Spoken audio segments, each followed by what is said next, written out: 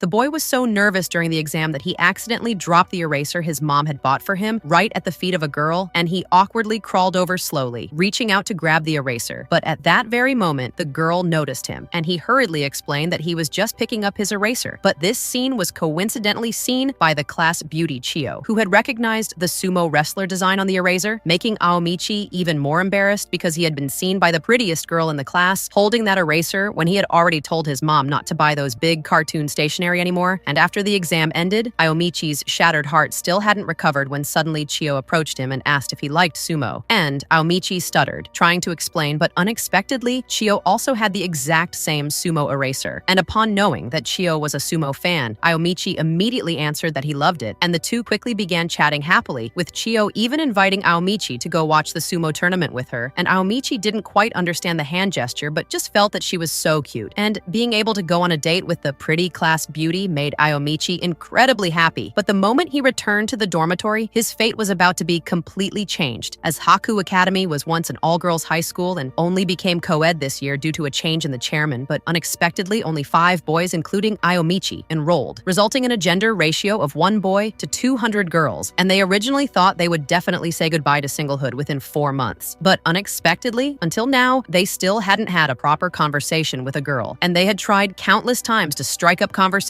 but would quickly be dragged away by other girls. And to satisfy their curiosity, Tsukihito planned a sacred operation, which was an immoral act that Aomichi originally refused to join. But under the temptation of the others, he eventually agreed to join the team. And according to Tsukihito's investigation, the cutest girls were in Year 1, Class 1, and it was only then that Aomichi realized that was their class, meaning he would be able to see Chio too, and he absolutely couldn't let these guys see her. And as Aomichi was thinking about how to stop them, the others were already shouting slogans. And he thought, wait, what should I do? We have to stop them. As the 5 boys arrived on the rooftop, planning how to peep on the girls, and since it was too high to climb down, Tsukihito had a clever idea, which was to use a video call by tying the phone to a rope and dropping it through the skylight so they could watch the girls changing from another phone on the rooftop. And this task was handed to Aomichi, who, although he didn't want anyone else to see his beloved Chio, found his hands uncontrollably dropping the phone down to the girls' changing room window, and Tsukihito reminded him not to be careless because it was his own phone, and the phone fell into the girls' changing room. And luckily, no one was inside. And to retrieve the evidence, Aomichi had no choice but to go into the girls' changing room to get the phone back. But at that moment, the person on the other end of the phone seemed to have noticed something, and it turned out that a girl had walked in, and that person was none other than Chio. And if she saw him, the good image she had of him would be completely ruined. And while Aomichi was at a loss, Chio mistook him for another girl, saying she had fallen down and had taken off her blindfold so she couldn't see at all and had fallen in so many places, urging her to hurry into the bathroom, and Aomichi was stunned. And then Chio started taking off her clothes, and this entire scene was being broadcast live through Aomichi's phone to the 4 boys on the rooftop. And seeing that Aomichi hadn't taken off his clothes for a long time, Chio became suspicious, and to dispel Chio's doubts, Aomichi decided to take off his clothes first so that when Chio went into the bathroom, he could seize the chance to escape. But unexpectedly, Chio grabbed his hand and pulled him into the girl's bathroom with her, and the sudden exposure to everything made him instantly overwhelmed. And before taking a bath, Chio happily shared her joy with Mayumi, saying she finally found someone to go to the sumo match with her, feeling a bit shy but very happy. And Mayumi also said she was happy too, but if only they hadn't been discovered. And the boys on the rooftop, seeing Aomichi entering the girls' bathroom, could no longer hold back and decided to barge into the girls' bathroom as well. And at that moment, a flock of crows suddenly appeared and fiercely attacked them, while not far away stood 2 girls, one wearing high-heeled boots with a glamorous appearance like an older sister, and the other wearing flat shoes, looking innocent and cute like a loli. And at the same time, the real Mayumi appeared, and Chio, looking puzzled, asked who she was, realizing that it could no longer be hidden. And suddenly, a classmate informed everyone that there were boys peeping at them while they were bathing, causing everyone to panic and leave the bathroom, while Aomichi cleverly took the opportunity to slip away, and the 4 boys were tied up on stage and whipped to death by the vice president. And Chio, seeing that Aomichi wasn't on the stage, instantly showed a joyful smile, feeling relieved that she hadn't misjudged him. And at this moment, Aomichi was secretly watching from a distance when a girl suddenly approached, telling him not to be afraid, and handed him a student council guidebook. And that soft and sweet girl was the secretary Midorikawa, while the sharp-eyed girl holding the whip was the vice president Shiromiya, who were mainly responsible for managing the school's improper relationships, and the president was the second-generation leader nicknamed Anzu. And it was only then that Aomichi realized that the person in front of him was the student council president, and the 5 boys in the school do due to peeping at the girls while they were bathing, were all caught by the student council, and what was even worse was that this scene was seen by his beloved Chiyo, completely destroying Aomichi's good image, and the next day, the 5 of them were dressed in prisoner-like clothes and paraded around the school by the vice president, and if they dared to say a single word, they would be whipped. And according to the crimes they had committed, they were sentenced to be confined in the school's prison for a month. And from then on, their harsh days of struggle began, and there were several rules here, with the first being that they absolutely had to obey the student council, and the second, if they dared to. The rule was that if even one of them tried to escape, everyone's prison sentence would be extended by another month. And Aomichi felt this punishment was too harsh and protested, saying at least let them talk to the teachers. But the president immediately rejected this, saying that this prison was the school's way to help students change their bad habits, and that it had already been approved by the teachers. And Tsukihito then suggested they should call their parents. But when the vice president let him in to speak, she mocked him, asking if he could speak with his own mouth, and the girls yelled about being peeped on, and then coldly told them to quietly spend a month here, saying that just like outside prisons, this school prison also required them to work, and their job for today was to build roadblocks within 3 days. But Tsukihito didn't take it seriously, saying he had already reserved his after-school time for studying the 3 kingdoms, and before he could finish his sentence, he was whipped to the ground by the vice president, who then placed her 30-centimeter platform shoe on his head and pressed down hard, warning everyone that from now on, no matter what they did, they would need her approval. And seeing this, the others immediately started working honestly, and soon it was time for school to end, and Aomichi watched Chiyo pass by, feeling a deep guilt in his heart, wanting to apologize to her in person, when suddenly a water bottle fell to the ground because Mayumi was too thirsty and tried to drink water without the vice president's permission. And although Mayumi immediately apologized, the vice president decided to teach him a lesson so he would remember it, which made Aomichi complain in frustration. But the vice president caught him and told them all to get back to work, which made Nikyu cough twice, catching the vice president's attention as she told him to take off his hat so she could see his face. And Nikyu said that this was the only thing he would refuse to do. And Tsukihito stepped forward to explain that it must have been due to some childhood trauma, but the vice president didn't care and struck him hard with the whip. And seeing Nikyu fall to the ground, Andre immediately rushed over to protect him, using his body to shield Nikyu from the lashes, and the vice president found their friendship disgusting and spat a thick glob of phlegm from 1982 onto Andre's face, saying he had dirtied her shoes and should lick them clean. And if Andre could do it, she would turn a blind eye to Nikyu's hat, but if he couldn't, they would all face punishment. And Andre's eyes suddenly turned sorrowful as he slowly stuck out his tongue, and everyone could barely watch Andre's fearless sacrifice. And just as his tongue was about to touch the boot, a hand suddenly rested on the vice president's shoulder, and Aomichi told her that what she was doing was too much, and Andre said it was fine and that he would lick it, but Aomichi firmly said no and demanded a reason why Andre should have to lick her shoes, leaving the vice president speechless as she turned and left. And when they returned to the prison, Aomichi saw everyone looking gloomy and tried to cheer them up by saying that although he was the only one who hadn't been punished today, he would be punished tomorrow. But Andre suddenly called out to him, and before he could continue, Aomichi interrupted, saying there was no need to thank him since any brother would do the same in times of trouble. But unexpectedly, Andre told him not to talk to him during work tomorrow, and soon the others also told Aomichi not to talk to them either, leaving Aomichi completely confused about what he had done wrong. And at that moment, Andre began to cry, and this group of bootlickers completely shattered Aomichi's worldview, making him think they all needed to take medicine. And as Andre was about to lick the vice president's shoes, Aomichi's intervention had caused the vice president to lose face and to vent her anger. The next day, she assigned all the work to Aomichi alone, and due to exhaustion, he soon collapsed to the ground, but the vice president would not let him off easily and sat down hard on him, asking where all his spirit from yesterday had gone before giving him a heavy beating. But instead of feeling pain, Aomichi felt a strange pleasure, while the 4 others in the prison were begging to be punished together with him. And the president, while drinking tea, noticed that something was wrong, realizing that the vice president's methods were having the opposite effect. So she decided to send Kohana to help, and from then on, Kohana and the vice president would monitor them together. And their new task was to collect 4-leaf clovers. And Kohana's pure and cute appearance quickly won everyone's approval, making them think she was like a lucky 4-leaf clover, although Mayumi found her not sexy at all. And Kohana walked over, asking if they had found any 4-leaf clovers yet before suddenly shouting to start the hunt, and her powerful legs scared everyone into retreating. And the vice president came over to tell them that Kohana had placed 4th in the National High School Karate Tournament, and Kohana continued to ask everyone how many clovers they had found, and Tsukihito immediately stood up and slowly opened his hand to show the clovers he had. But Kohana found it too few and delivered a high karate kick, and the others also couldn't escape, each getting knocked down by Kohana's invisible kicks. And it was only then that they realized Kohana's way of punishing was completely different from the vice president's, and her sports pants and serious training made the punishments unpleasant. unpleasant to watch or endure, making their future days seem unbearable, while the vice president elegantly drank tea nearby and they lay on the ground, silently missing the days of being punished by the vice president. And when the chairman heard that the boys had been put in prison, he felt the punishment was a bit excessive, but the president argued it was reasonable, saying that everyone had opposed making the school co-ed in the first place, but the chairman had ignored their objections, leading to these immediate problems. And hearing this, the chairman could not argue further, but still asked the president to show some mercy, and according to prison rules, weekends were meant to allow free time. So the president informed them that they would get 3 hours of free time on the weekend, and everyone was instantly overjoyed. And while on the way to throw out the trash, Aomichi saw Chiyo standing by the window upstairs and felt that he really should apologize for the peeping incident. So he climbed up a tree and called out to Chiyo, but suddenly found himself unable to say anything. And Chiyo asked him if it was like that, saying it was great and that she had missed it again, calling herself foolish. And she told Aomichi that since he had to stay in prison for a month, he wouldn't be able to go to the sumo match with her on Saturday. And Aomichi suddenly remembered that the president had said they would have 3 hours of free time on weekends, and he immediately promised her that he would definitely go to the sumo match this time, making Chiyo very happy. And at that moment, Kohana suddenly ran under the tree, and Aomichi thought Kohana was looking for him, so he didn't dare make a sound, and Kohana looked uncomfortable all over. And you can guess what she wanted to do, because when a girl really needs to pee, she can't hold it. And you see how clever Kohana was, looking around to make sure no one was there before making a bold decision to squat down right there and handle it. But she didn't know there was a boy lying on the tree above. And Aomichi, seeing Kohana's bold move, immediately covered his mouth and didn't dare make a single noise. And in that safe moment, Kohana finally let it all out with relief. But just then, a crow suddenly flew down from the sky and started attacking Aomichi fiercely. And in his struggle, Aomichi accidentally fell down, and the air that he feared the most suddenly turned dead silent. And hearing Kohana's scream, the vice president and the other boys quickly rushed over, and Kohana cried loudly, hugging the vice president. And the vice president thought Aomichi had bullied Kohana. And while Aomichi was trying to explain with an innocent face, Kohana immediately stopped him. And the vice president, unable to say anything else, took Kohana away, while the other boys were extremely happy, all surrounding Aomichi and praising him for being awesome, saying he was truly a man among men for making the tyrant Kohana cry. And when the president went to report to the chairman about the prison leave, he found the office empty, so he planned to put the documents on the desk, but then discovered some questionable videos on the computer, and the president's face immediately turned dark. And in a rage, he canceled the boys' weekend leave, using the excuse that their work progress was too slow that day. And when Aomichi tried to argue, he was struck down by the vice president, but he had already promised Chiyo to go with her to watch the sumo match. And the vice president was also unhappy about it, asking the president if they could ignore what the chairman had said, but the president replied it didn't matter because those guys could never become model prisoners anyway. And what the chairman said wasn't entirely right, adding that letting those perverted peeping devils out after only a month was too cheap for them. And the boys slowly began to adapt to life in prison, waking up at 7 to line up, having breakfast at 7:30, studying seriously at 8:30, and working diligently in the fields after school. And everything Aomichi did was to keep his promise with Chiyo, and one day while taking out the trash, a beam of light shone on his face, and it was Chiyo looking for him, and she had written him a letter, but she was too weak and accidentally threw it onto the tree, making it an awkward situation. But Chiyo was prepared and turned around to grab a notebook where she had written that the sumo match was on May 7th at 1 p.m. and they would meet at the station's north exit roundabout, asking if he could come on Saturday. And without thinking, Aomichi nodded immediately, making Chiyo very happy, and she made a sumo charm for him, which he didn't understand, but still made one himself following her example. And to date Chiyo freely, he knew he had to escape, and he had already planned for it, knowing that although he could only dig for 3 minutes each time, the long dampened and aging wall would eventually give way if he kept at it every day, ensuring he could escape by Saturday. But just then, someone suddenly came by, and he quickly covered the hole with branches, and it turned out Tsukihito had come over to pee, but was caught by Kohana, who told him not to think she would underestimate him just because she had taken a few days off. And seeing Aomichi looking so nervous, Kohana asked him what he was doing, and thinking quickly, he said he was about to pee too. And unexpectedly, Kohana immediately approved it, scaring Aomichi into a cold sweat as he said he would rather go to the bathroom. But what he didn't expect was that Kohana followed him into the bathroom, and just as he was about to relieve himself, Kohana stopped him because yesterday when she was peeing under the tree, she had been accidentally seen by Aomichi falling from the tree, and she suspected Aomichi of spreading rumors among the other boys, making her a laughingstock. And Aomichi insisted he would never do such a thing. But Kohana didn't believe him and pinned him against the wall, saying she had to watch him pee in person to make it fair. And Aomichi said he couldn't do it, but Kohana didn't care whether he agreed or not, holding his wrists with one hand and using the other hand to start pulling down his pants with skillful movements, quickly taking off his pants. And to speed up the process, Kohana squeezed his prostate, causing Aomichi great pain, and in his struggle, he knocked Kohana to the ground. But at that moment, he couldn't hold it in any longer. And while the vice president was drinking water, she once again heard Kohana's scream and rushed to the bathroom, getting shocked by the scene in front of her, where Kohana was sitting on the ground in despair, her face and clothes soaked. And the vice president asked what was going on. To distracted the driver while Aomichi crawled out through the vent, sneaking into the laundry room and grabbing a random basket of clothes, but he unexpectedly found the vice president's cute underwear. And as he was inside, Tsukihito was singing and dancing wildly to distract the driver. But the driver found her to find the uniform inside, ran to the delivery truck where he finally found the uniform. But the driver soon came back, started the truck, driving away. And Aomichi felt completely doomed as the vehicle began to cover. Aomichi wondered if playing these recorded sounds in the bathroom would really work for his escape and worried he might get false sounds. And with the splashing noises echoing, the teacher looked around the classroom, and even class beauty Chio was shocked, while Andre's stomach was already rumbling. And Thito stood up. He accidentally headbutted her, making the vice president. President arrived, and seeing the president being disrespected, the vice president was completely enraged and laughed to his poor management. But the vice president explained it was because what would happen to him. And though the vice president was always fierce, in front of the president he was sweating in fear and promised to give a proper explanation. And during dinner, the vice president seemed to be holding something, and soon they heard Tsukihito's screams of pain. And when Tsukihito and president realized the escape, they went out to the fields as usual to work, and Tsukihito reminded Aomichi to return before 5 p.m. And Aomichi signaled that he understood, then immediately grabbed the escape gear he had prepared, ran to the bathroom. School rules to carry a backpack like that. And Aomichi's absence from his work post made the vice president suspicious. And when Tsukihito said he would go to the bathroom to check on him, the vice president stopped him, saying he would go himself, and a riot was completely over, but to everyone's shock, dressed to escape, leaving him wondering what punishment awaited him now. A voluntary withdrawal form, knowing Aomichi wouldn't sign willingly, so he would force him. While Chio, after a night's sleep, was eating pork cutlet like nothing happened,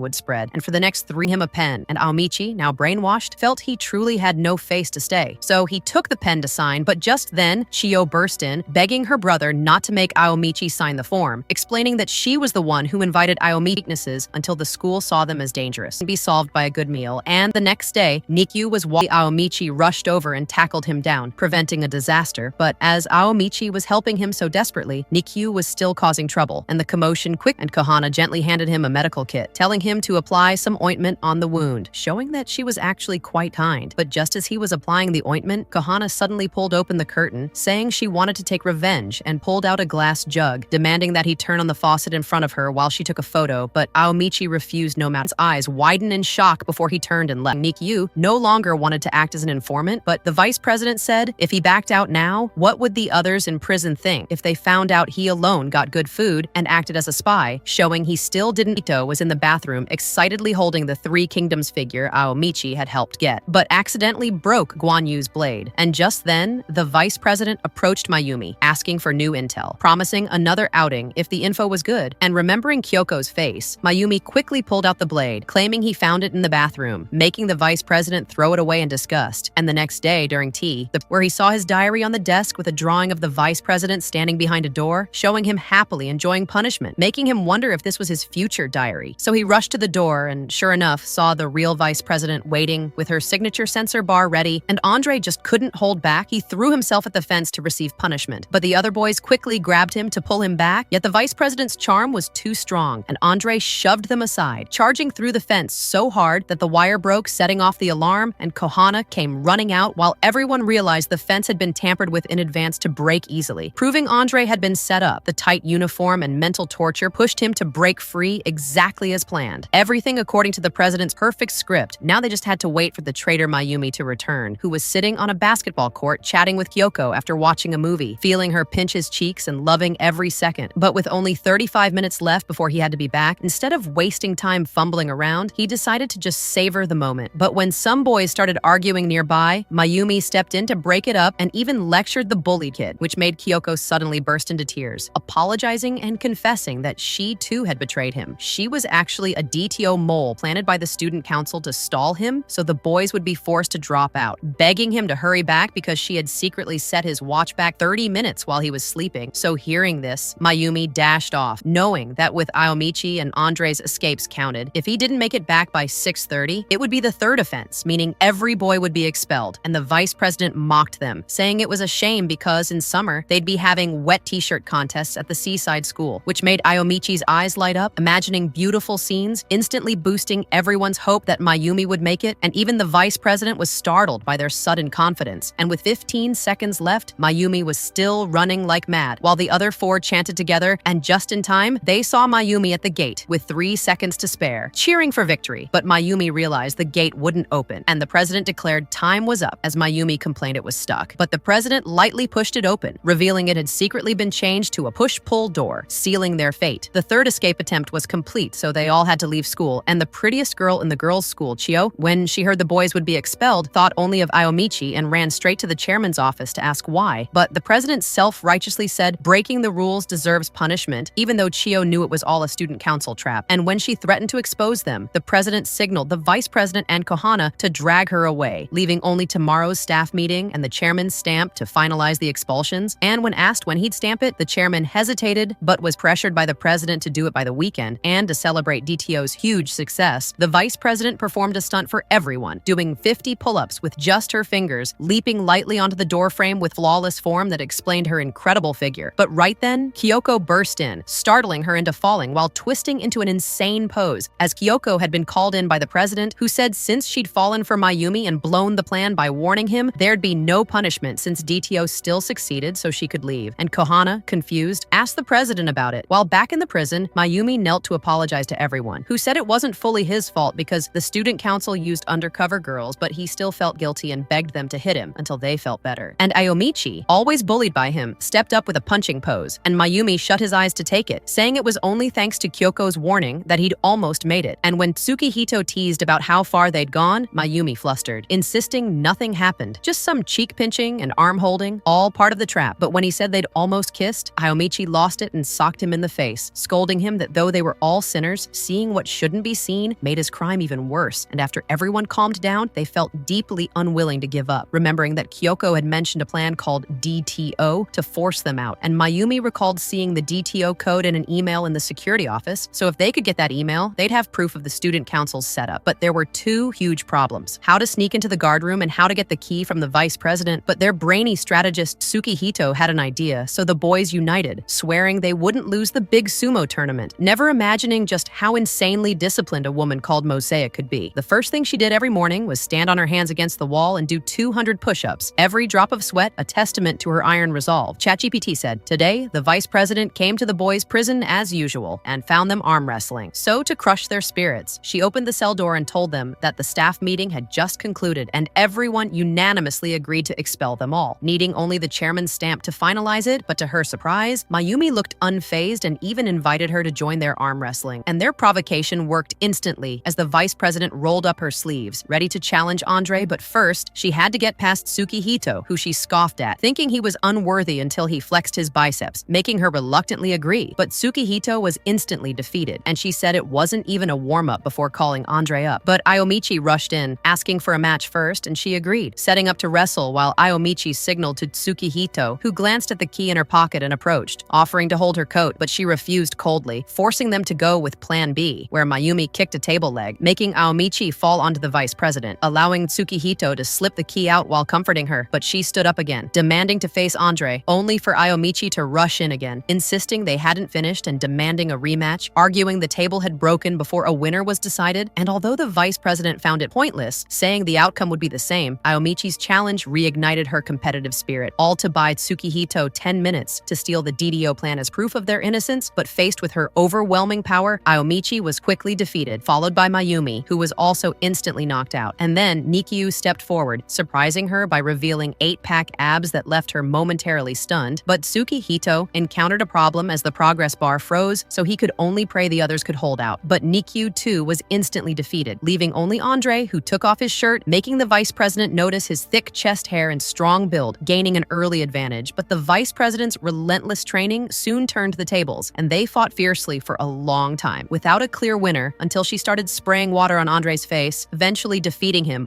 while arrogantly declaring that to beat her, he would need another 100 years, claiming herself as the school's ruler. But then she noticed her key was missing, and with Tsukihito still gone, she began to panic, only for Tsukihito to suddenly appear, pretending to find the key on the floor and returning it, letting her leave angrily without realizing their plan, though they didn't get the DDO files in time and would need another chance. And with tomorrow being their expulsion day, the vice president, out of pity, allowed them to choose their last meals, with Andre asking for stew, Mayumi for burgers, Nikyu as usual, Tsukihito for fried locust rice, which was granted despite its oddity, and Andre even asked for stewed whip before the meal, explosive kicks during, and fresh spit from the vice president as dessert, which she refused. And after taking their orders, the vice president, capable both in the kitchen and the battlefield, prepared their meals, and Tsukihito devoured his locust rice but stopped midway, disappointed, scolding the vice president before getting whipped to the ground as she declared her kindness was over, pulling out the expulsion forms for them to sign. But Ayomichi refused to give up, deciding to turn the form into a petition detailing the DDO plan, hoping it would delay their expulsion under the pretext of investigation, giving them time to find evidence, reigniting their hope and unity for their dreams as they submitted the petition, kneeling and begging the vice president to fulfill their last wish, which moved her to pity, showing an unusual sadness as Tsukihito mistakenly thought she was touched by their sincerity, when in fact she was grieving over the locust rice she worked hard to prepare. And as Tsukihito tried to wipe her tears, she headbutted him unconscious, leaving the prison and tearing up the petition in anger, declaring their hope meaningless as she prepared to take them to the president for expulsion, while Tsukihito saw the shredded petition and called her faithless before getting whipped, as she led them to a stairwell where the president waited, asking if they had any last words, when suddenly the chairman appeared, revealing he found Chio's note hidden in bread, which was how they managed to get a petition to him, containing the president's dark secrets as leverage to delay the expulsion for 3 days to gather DDO evidence. And after thinking, the chairman asked them a cryptic question about which killer move they preferred, leaving them stunned as the fate of their dreams hung on this final moment. The boys were stunned when the chairman suddenly asked them which killer move they preferred, leaving them totally confused about what it meant. But under the chairman's urging, Tsukihito immediately shared his thoughts, saying, "Which one do you like better?" And just as everyone was puzzled, Kyoko recalled seeing the chairman kissing a photo, suddenly realizing what he meant, so she boldly said, "Chairman, I like you." And when the chairman replied, "You have an opinion about that?" she confidently answered, "Yes." And then the chairman began telling them about his life philosophy, saying Kyoko liked bad boys, and when Kyoko confirmed it, the others cheered, thinking they had passed the test, but they celebrated too early because the chairman still hadn't agreed to delay their expulsion, saying he didn't know if they truly preferred butts. So he asked an even deeper question, why Kyoko and not breasts, which shocked them completely, as they thought they were already professionals, not expecting the chairman to have researched this so deeply. And Ayomichi lost all clues, having already violated his principles to answer correctly, now having no idea what to say, desperately hoping someone would save them. And just as he was about to give up, a light appeared in his mind, and he realized that first, an image of a butt appeared, then an image of breasts, and the two images overlapped, giving him the answer. Human evolution turned breasts into butts. And as Ayomichi explained, that when humans were still walking on all fours, butts were always in front of their eyes, but when humans started walking upright, butts were no longer visible, so breasts became the replacement, with women making their breasts fuller to replace butts, meaning butts were originally the source of life while breasts were substitutes, which impressed the chairman so much that he finally approved their request to delay expulsion. And meanwhile, Kohana was feeling frustrated, knowing the boys would be expelled tomorrow, but she still hadn't avenged Ayomichi for what happened that day in the infirmary, remembering that something irreversible might have happened while she was holding the mushroom that day. And as she grabbed the mushroom again, she suddenly felt a spark and remembered everything, losing her mind and grabbing a knife to rush into the prison to kill Ayomichi and then herself. But the vice president stopped her, worried she would cause a bigger scene that would put the student council in trouble. And with no choice, he used a knockout technique to temporarily put Kohana to sleep, but she wouldn't give up easily. So due to the vice president's negligence, the president assigned Kohana to guard the prison, and when she delivered food, she grabbed Ayomichi's hand, whispering that she remembered everything that happened in the infirmary and would never forgive him, swearing to settle things before the day ended. And that night, the boys were ready for their mission, needing Chio's help to complete it. But when they saw Kohana was now guarding instead of the vice president, they were caught off guard. And as Ayomichi touched the mushroom, he thought of a plan, knowing Kohana hated him. So he slipped a note to Chio, asking her to come to the prison's back door at 8 p.m. where he would open it, using a knock as the signal. And although Chio knew she shouldn't do it, she had no choice to save Ayomichi when Kyoko appeared, agreeing to help stop the expulsion. And the first step of the plan was to create a distraction. So Ayomichi stabbed Tsukihito's forehead with a fork, and as blood dripped, Tsukihito screamed loudly, attracting Kohana, who slapped him for being noisy, allowing Ayomichi to step in, claiming it was his fault in a fight and asking Kohana to take Tsukihito to the infirmary, but Kohana refused, saying it was just a small wound that could be fixed with spit, and walked away, leaving Ayomichi panicking. But Kohana, recalling her desire for revenge, agreed to take Tsukihito to the guard room, and after bandaging him, told him to return alone while keeping Ayomichi behind, allowing the plan to continue thanks to to Tsukihito's quick thinking, while the president, who had anticipated the boys' actions, sent the vice president to patrol as Chiyo and Kyoko arrived at the back door at 8 p.m., with Kyoko signaling she would distract the vice president, leaving only Aomichi and Kohana in the guard room, where Kohana grabbed scissors, saying she would take revenge for what happened, telling Aomichi to prepare for the most terrifying and humiliating night of his life, scaring Aomichi so much that his legs turned to jelly. But instead of what he thought, Kohana used the scissors to cut open a bottle for him to use, expecting him to feel ashamed. But Aomichi agreed immediately, making Kohana blush unexpectedly, and they spent 15 minutes playing an embarrassing house game that no one wants to see, so we skip it. And in the end, Aomichi lightly knocked Kohana out, unlocked the back door, allowing Chiyo to slip in while Kyoko was captured by the vice president, aiding Chiyo's infiltration. And as Kohana woke up and brought Aomichi back, Tsukihito and Nikyu raised their hands asking to use the toilet, while the vice president interrogated Kyoko, who fainted without revealing anything, making the president anxious, leading to double locking the prison doors and personally checking the boys, finding them all asleep without noticing anything wrong. But what was their plan? Since they couldn't get DTO evidence, the chairman announced their expulsion that day, and suddenly, screams erupted outside as Tsukihito appeared half-naked on the field. But who was inside? It was part of their plan, as last night, Tsukihito and Nikyu went to the toilet where Chiyo was waiting, helping Chiyo swap into Nikyu's clothes with a hat to hide her face, while Nikyu wore Tsukihito's clothes and glasses. And to help the disguise, Tsukihito had purposely, to complete the body swap disguise, they wrapped extra layers of bandages around Tsukihito's forehead to cover his face, successfully completing their triple swap, and then they personally walked in front of the chairman to expose the student council's evil deeds, telling him that the student council had set traps to get all the boys expelled, that Nikyu's aunts being attacked by crows, Andre's moonjade incident, and Mayumi making it back just before the door closed were all part of the DTO plan to force the boys out of school. And hearing this, the president immediately rushed out, angrily accusing Aomichi of fabricating lies without evidence. But Aomichi calmly explained it was because the DTO documents and related emails had been deleted from the computer, making the president think they were safe. But to her shock, they had still managed to get the evidence, as last night, after completing the triple swap, Tsukihito had snuck into the guard room and recovered the deleted emails with recovery software before escaping through the back door and hiding outside until morning, while the president and vice president were distracted inspecting the prison, and the vice president found it unbelievable, saying they were only gone for less than 10 minutes. How could they recover the data so fast? Only for Tsukihito to reveal that a few days earlier, while the vice president was distracted during the arm wrestling match, he had snuck into the guard room to install and hide the recovery software in advance, allowing him to restore and steal the data in under 10 minutes. And when the chairman asked where the data was, Tsukihito boldly pulled out a USB drive from the filthiest place imaginable, handing it over. And after verifying it, the chairman confirmed that the boys had indeed been framed by the student council's DTO plan. And at this moment, Kohana confessed her mistake, turning to Aomichi and asking if it was true that he had opened the back door for Chiyo that day. And while Aomichi was embarrassed, he admitted that he had unlocked the door while Kohana was distracted, making Kohana feel utterly betrayed, furious, and heartbroken. And she immediately kicked Aomichi, trying to continue attacking him. But the vice president quickly hugged her tightly to restrain her, though Kohana struggled wildly, kicking Aomichi repeatedly, while even the chairman's words could not stop her. And finally, she broke free from the vice president's hold and punched Aomichi hard. And with the president admitting to the DTO plan, the 5 boys were fully cleared and released, returning to the freedom of campus life, each gaining new friendships. Chiyo gently forgave Aomichi and supported him. Kyoko openly showed interest in Mayumi. Andre became popular among several girls, and Tsukihito and Nikyu also found like-minded female fans, turning their hellish life instantly into paradise. But the president and her group were not so lucky, as a new student council was formed, and based on the crimes they had committed, the president, Kohana, and the vice president were dressed in prison uniforms and locked in the same dark prison, while the boys now faced the uncertainty of what nightmares might await them in the future. And although this was not the final ending, it was the moment when their outstretched hands, clear courage, and the light of tomorrow were released, marking the time for the ultimate showdown, and whether this dark city could finally receive the punishment it deserved.